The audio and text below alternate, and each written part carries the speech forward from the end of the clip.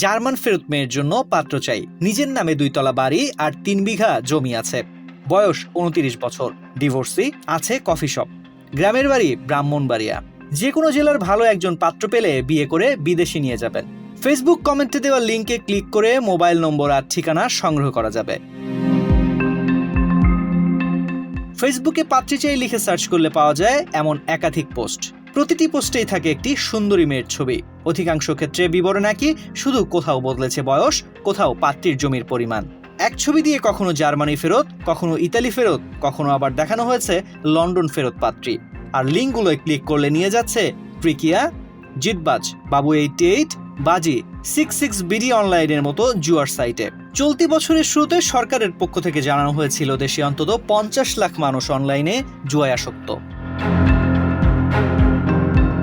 এদিকে online verification ও media গবেষণা platform dismiss lab search করে গত জুলাই থেকে ফেসবুকের বিভিন্ন পেজে বিদেশ ফেরত পাত্রীর জন্য পাত্র চাই এমন 430টি পোস্টের 397টি অর্থাৎ 92% জুয়া বা বিদেশি মুদ্রা লেনদেনের সাইটে নিয়ে যায়।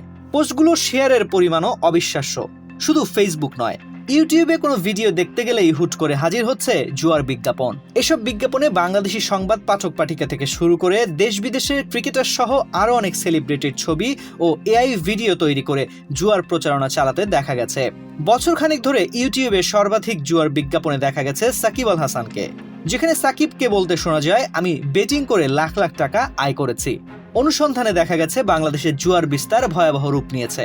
পাড়ার চায়ের দোকানে বসে বাজি ধরা হচ্ছে লাখ লাখ টাকা। বেটিং সাইটে বিভিন্ন খেলার উপর বাজি ধরা ছাড়াও অনলাইনে লুডো সহ বিভিন্ন গেম খেলেও অর্থকড়ি খোয়াচ্ছে অসংখ্য মানুষ। এদের অধিকাংশই বয়সে তরুণ।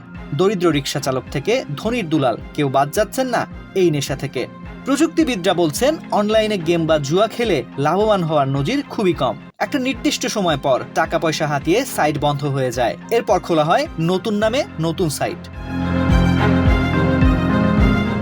গেমিং, স্পোর্টস ও গ্যাম্বলিং বিষয়ক ওয়েবসাইট প্লেটুরের মতে, অনলাইন ক্যাসিনোতে কোনো খেলোয়াড়কে নিয়ে আসতে পারলে অ্যাফিলিয়েট বা প্রচারকরা প্রতি খেলোয়াড়ের জন্য 50 থেকে 400 মার্কিন ডলার পর্যন্ত কমিশন পেয়ে থাকেন। অনেক ক্ষেত্রে যে খেলোয়াড়দের নিয়ে আসা হয় সেসব খেলোয়াড়দের ব্যয় করা অর্থের 90% পর্যন্ত কমিশন পেয়ে থাকেন এই অ্যাফিলিয়েটররা।